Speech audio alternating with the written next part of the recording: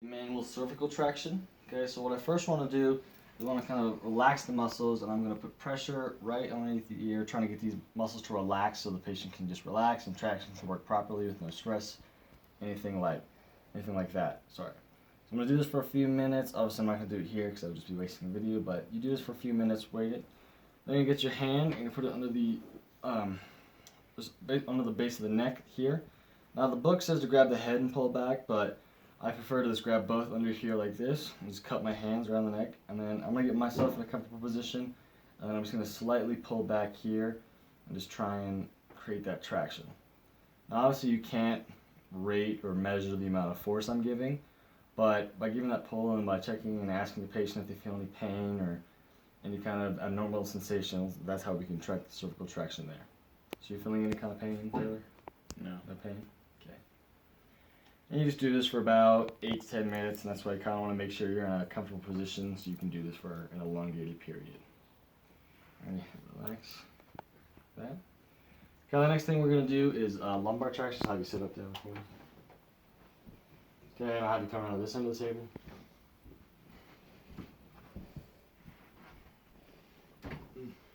Okay, so one of the ones that the book shows us to do, okay, you're just going to basically touch your hands to the floor and just relax your entire body. Make sure your head's down, just relax everything all the way down to kind of relax your shoulders there, and then just relax your hands and let them hang. And this is the way we can do lumbar traction, just by letting the body hang, letting gravity take over, and it's elongating and creating traction on this lumbar spine here. Another way that we can do it is I'll have you lay back now for me. You want to scoot back just a little bit so we can have your feet at the end of the table here.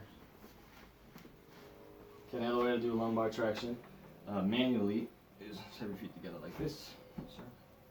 That, and I'm going to grab just on the calves. I'm going to pull back. I'm creating that traction there. I saw this on the internet, so it's not from the book, but it is a way to do lumbar traction just by creating that pulling and tension in the body. And of course, you're going to do this for a few minutes. And then another way that the book shows us to do it is the lumbar traction. So I'm going to have you grab your hamstrings right here. Just pull into the back of your head, and it's your chest basically, and just hold there. And relax your head. Sweet.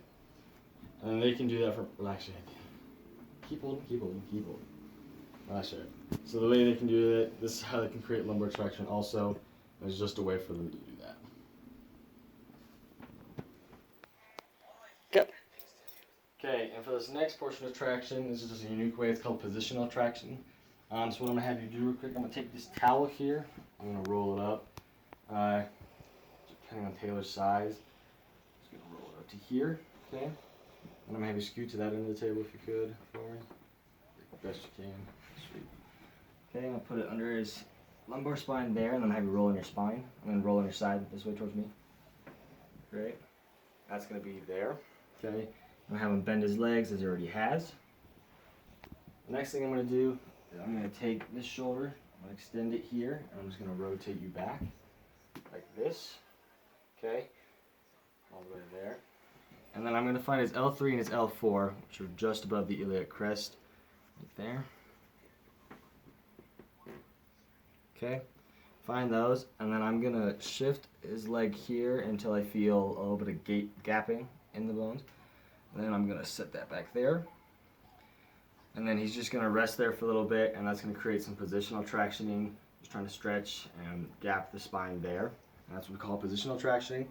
And then he can perform it manually if he wants. So if you perform it manually, he would just need a towel, and then he would position himself in this kind of format to do it, making sure that L3 and L4 are gapping, and obviously got to explain that to the patient, say they need to know it. Okay, you can come back to normalcy.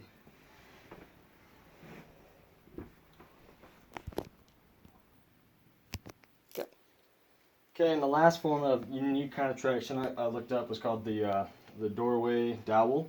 So they're going to have a stick in the doorway about waist level as it is here, and the first thing they're going to do is just push against it. So you're just going to push, and they're stretching out that lower lumbar spine there, just creating that traction there. Another way they can do it, say they have like a pain or tingling in their leg. I'll have you lift your right leg for me, kind of like that, and I have you cross over your left leg, like that, and then you're going to push also.